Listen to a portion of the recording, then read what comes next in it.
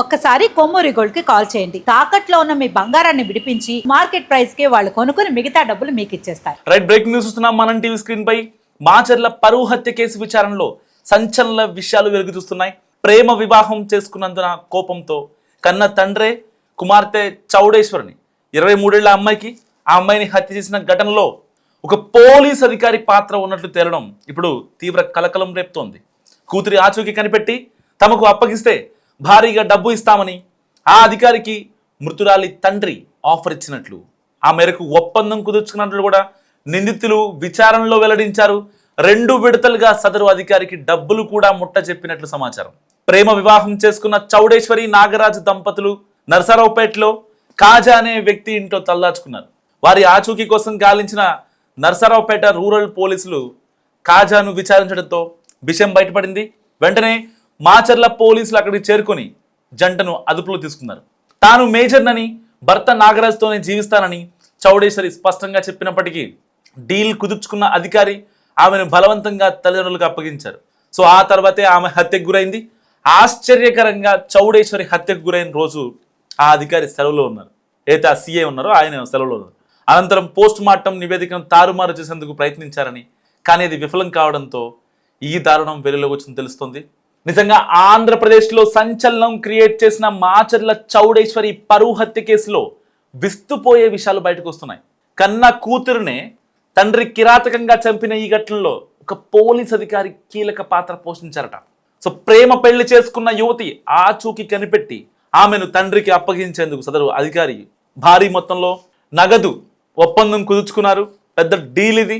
So పోలీసుల విచారణలో తేలిన వివరాల ప్రకారం సో లవ్ మ్యారేజ్ చేస్తున్నారు Chowdeshwari and Nagaraju. Chowdeshwari just 23 years and Nagaraju 27 years. So వీరిద్దరి జంట నరసరావుపేటలో రహస్యంగా నివసిస్తున్నారు. ఇంట్లో నుంచి వెళ్ళిపోయారు కాబట్టి సో ఇటు ఫ్రెండ్స్కి వెళ్ళినా ఇటు బంధువుల దగ్గరికి వెళ్ళినా కొంచెం ఇబ్బంది. సో ఎవరికి తెలియని చోటకి వాళ్ళు వెళ్ళారు. నరసరావుపేట వెళ్ళారు. అక్కడ కాజా అనే ఒక తెలిసిన దూరపు చుట్టం. సో అతనైతే వీళ్ళ యొక్క కాన్ఫిడెన్సెస్ అన్నీ ఎవరికి షేర్ చేయడు. He won't disclose to any one. ఎవరికి చెప్పడం అనుకున్నారు వీళ్ళిద్దరు, చౌడేశ్వరి అండ్ నాగరాజు. సో అతని దగ్గరికి వెళ్ళారు. వాళ్ళ ఇంట్లోనే ఉంటున్నారు. అప్పటికే చౌడేశ్వరి నాగరాజునే పెళ్లి చేసుకుంటానని ఈ అమ్మాయి కూడా వాళ్ళ తండ్రికి, వాళ్ళ అమ్మకి, వాళ్ళ నాన్నకి, వాళ్ళ అమ్మమ్మకి అందరికీ చెప్పే ప్రయత్నం చేసింది. సో ఎట్టి పరిస్థితిలో మన కులం కాదు అని చెప్పి ఇచ్చే ప్రయత్నం చేయలేదు. సరే, ఈ రోజుల్లో కూడా యాక్చువల్గా ఈ యొక్క పరువు హత్యలు జరగడం నిజంగా దురదృష్టకరం. అలాంటి వార్తని మనం మాట్లాడుకోవడం ఇంకా దురదృష్టకరం చెప్పాలంటే వాస్తవానికి. సో లెట్స్ ప్రే ఇకపై పరువు హత్యలు జరగకూడదనే భావిద్దాం. ఇప్పుడు ఆ పరువు హత్య జరగడం వెనక కూడా ఒక బాధ ఉంది, ఒక కసి ఉంది, ఒక కోపం ఉంది, కానీ కూతురు అంటే ఇష్టం ఉంది. సో ఇవన్నీ ఉన్నప్పటికీ ఆ అమ్మాయిని పక్కా ప్లాన్తో ఒక సిఐకి డబ్బులు ఇచ్చి ఆ అమ్మాయి లొకేషన్ ట్రాక్ చేయించి వాళ్ళున్న ప్లేస్కి వెళ్ళి కన్విన్స్ చేసి తీసుకొచ్చి చంపాల్సిన అవసరం ఆ తండ్రికి ఏముంది అక్కడ? కేస్ 1లో మాట్లాడుకున్నట్టు ఒకవేళ ఆ అమ్మాయి మీద ప్రేమే ఉంటే నిజంగా చంపేవాడు కాదు కదా. ఆ అమ్మాయికి బుజ్జగించేవాడు, బామాలయ్యేవాడు, ప్యాంపర్ చేసుకునేవాడు, ప్రేమ చూపించి మార్చుకునేవాడు. లేదు, ఆల్రెడీ వాళ్ళు పెళ్లి చేస్తున్నారు కాబట్టి కన్విన్స్ అయ్యి ఇంటికి వచ్చుకునేవాడు. సో తనకు కావాల్సినట్టుగా అల్లుడిని ఇల్లరికమో లేకపోతే ఏదో ఒకటి ఆ అమ్మాయి కన్న కూతురే కావాలనుకున్నప్పుడు తండ్రి అంత నీచానికి దిగజారాడు కదా. ఆ అమ్మాయి సంతోషంగా లేకుండా ఈయనే సంతోషంగా ఉండగలడు, ఈయనే హ్యాపీగా ఉండగలడు. ఇప్పుడు ఆ అమ్మాయి చనిపోయింది, సూసైడ్ చేసుకుని చనిపోయింది. ఇప్పుడు ఈయన హ్యాపీగా ఉండగలడా? బతికున్న శవం కదా. పశ్చాత్తాపానికి మించిన ప్రాయచిత్తం ఉండదంటారు. ఇందుకే నిజంగా అమ్మాయిని యాక్సెప్ట్ చేస్తుంటే ఇవాళ ఆ చిలక గోరింకల్లాగా పచ్చగా కాపురం చేసుకునే వాళ్ళు కాదా ఈ తండ్రి ముందు. సో ఇలాంటి ఘటనలు ఒకటి కాదు, చాలా జరుగుతున్నాయి సమాజంలో.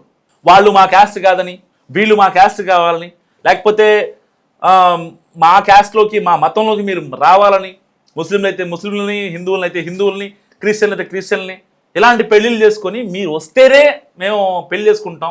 రీసెంట్గా నేను ఒక కేసు చూశాను మా సొంత ఊళ్ళో నూజివీడు దగ్గర. సో ఆన్ రికార్డ్ ఈ యొక్క నేను చెప్పే ఎగ్జాంపుల్. సో ఆ అమ్మాయి 21 ఇయర్స్, ఆ అమ్మాయికి ఒక ముస్లిం, అబ్బాయి 24 ఇయర్స్, ఆ అబ్బాయి ఒక హిందూ.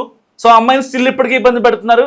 ఆ అబ్బాయితో పెళ్ళొద్దని ఆల్రెడీ అమ్మాయి పెళ్లి చేసుకున్న ఆ అబ్బాయి నికా చేసుకోవడం కోసం నేను ముస్లింగా కూడా మారుతా అని చెప్పాడు. ఇస్లామిక్ ఆ యొక్క సిద్ధాంతాలన్నింటినీ ఓన్ చేసుకుంటా అని చెప్పాడు. అయినా సరే ముస్లిం మత పెద్దలు ఎవరైతే ఉంటారో అమ్మాయి తరపున వాళ్ళు ఒప్పుకోవట్లేదు.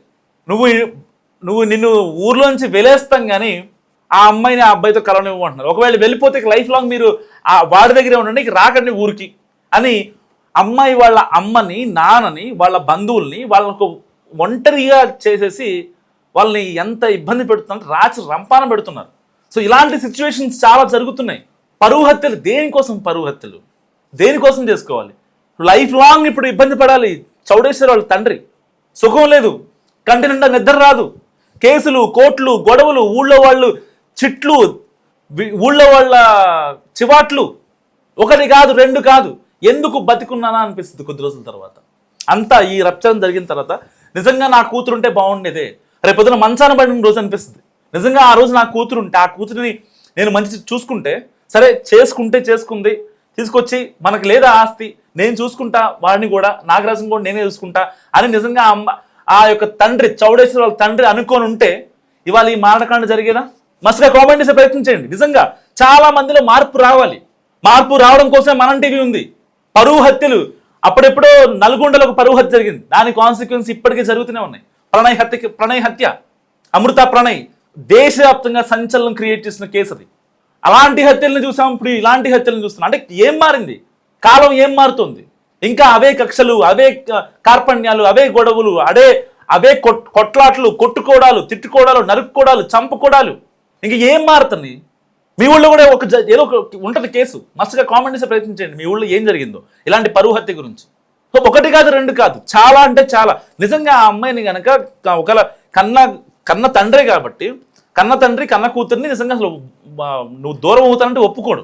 అలాంటి తండ్రి సిఐతో కలిసి దాని వెనక సిఐకి డబ్బులు ఇచ్చి ఆ రోజునే సిఐ గారు లీవ్ పెట్టి ఆ అమ్మాయిని చంపేయడం, ఇవన్నీ చకచగా జరిగిపోవడం. అండ్ పోస్ట్ మార్టం రిపోర్ట్ని కూడా చౌడేశ్వరి కేసులో ఆ యొక్క నిజాల్ని హైడ్ చేద్దాం అనుకున్నానంటే ఎంత పెద్ద ఎలకత్త మాఫ్లే జరిగింది ఇక్కడ. ఒక సిఐ ఇన్వాల్వ్ అయ్యాడంటే, సో నిజంగా వాళ్ళిద్దరు దొరికారు, నాగరాజు చౌడేశ్వర్ దొరికారు అనుకోండి. ఆల్రెడీ వాళ్ళు నరసరావుపేటలో ఒక లొకేషన్ దొరికారు. వాళ్ళని తల్లిదండ్రులకు అప్పగించే క్రమంలో పోలీస్ చేయాల్సిన డ్యూటీ ఏంటి? అట్లీస్ట్ కౌన్సిలింగ్ ఇవ్వద్దా? మరి వాళ్ళ సంగతి ఇది, వాళ్ళ కండిషన్ ఇలా ఉంది, వాళ్ళు భయపడుతున్నారు, ఎక్కడ అబ్బాయిని చంపేస్తామని ఆ అమ్మాయిని చంపేస్తామని నాగరాజు, వీళ్ళిద్దరూ బాధపడుతున్నారు, భయపడుతున్నారు, మీరంటేనే హడలెత్తిపోతున్నారు. సో నేను వాళ్ళకి కౌన్సిలింగ్ ఇస్తాను, కౌన్సిలింగ్ ఇచ్చి పంపిస్తా అంటే ఎంత బాగుండేది. అట్లీస్ట్ వాళ్ళ ముందు, అందరి ముందు కూర్చోబెట్టి ఒక పోలీసు ఏదైతే డబ్బులు తీసుకున్నాడో, ఆ ఎలిగేషన్స్ వస్తున్నాయో అదే పోలీస్ అధికారి కనుక చెప్పి ఉంటే ఈ యొక్క కాన్సిక్వెన్స్ జరిగేదా, ఈ యొక్క మారణకాండ జరిగేదా? ఇవాళ అమ్మాయి హ్యాపీగా ఉండేది కదా నాగరాజుతో. పోనీ నాగరాజుని వదిలిపెట్టింది అనుకుందాం, ఇటు తల్లిదండ్రులతో హ్యాపీగా ఉండేది కదా. ఆ అమ్మాయి చిన్నపిల్ల, 23 years ఆ అమ్మాయికి బోల్డ్ లైఫ్ ఉంది ఇంకా. సో ఒకటి కాదు అంటే ఒక ప్రేమ చూపించే తల్లిదండ్రులు ఎందుకంత కసితో వ్యవహరిస్తారు? ఒకవేళ పరువు తక్కువ పని చేసింది అనుకోండి కూతురు, మాట్లాడండి, కన్విన్స్ చేయండి. మీ కూతురే కదా, మీరు ఎందుకు మాట్లాడరు? మీరు ఎందుకు కన్విన్స్ చేయరు అమ్మాయిని? తప్పు చేసింది, తప్పు ఒప్పు తెలియని స్టేజ్ అది. చెప్పాల్సింది పోయి ఆ అమ్మాయి చంపేంత వరకు వెళ్ళారంటే, మీకే 50-45 ఏళ్ళు వచ్చింది, మీకే ఇలా ఉంటే మరి ఆ అమ్మాయి షీఈ్ జస్ట్ 23-22. ఆ అమ్మాయికి ఏమి బుర్ర ఉంటుంది? ఒక లైఫ్ చూసిందా? సమాజంలో ఉన్న మనుషులను చూసిందా? మగాళ్ళని చూసిందా? మృగాళ్ళని చూసిందా? నచ్చిన మనిషిని కావాలనుకుంది. ఆ అమ్మాయి చేసిన తప్పదే, అంతకు మించి ఆ పిల్ల తప్పేం చేయలేదు.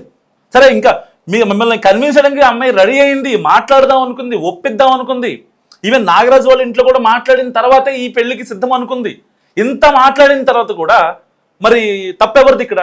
కేవలం ఇక్కడ చౌడేశ్వరి తండ్రిది. మీరేమనుకుంటారో మస్తుగా కామెంట్ చేసే ప్రయత్నించండి. అండ్ ఈ కేసులో ఇన్వాల్వ్ అయిన సిఐని కూడా ఇప్పుడు విచారించాల్సిన అవసరం ఉంది. ఎందుకంటే సరిగ్గా చౌడేశ్వరి హత్య జరిగిన రోజున ఆ యొక్క సిఐ లీవ్లో ఉన్నారు. సో ఆ సదరు సిఐ లీవ్లో ఉంటూ ఇప్పుడు అనుమానాలకు తావిస్తోంది. నిజంగానే ఆయనకు తెలిసి జరిగిందా, ఎందుకు కౌన్సిలింగ్ ఇవ్వలేదు అన్న కోణంలో కూడా ఇప్పుడు పోలీసులు విచారిస్తున్నారు. మీరేమనుకుంటున్నారు పరువు హత్య గురించి? మస్తుగా కామెంట్ చేసే ప్రయత్నించండి.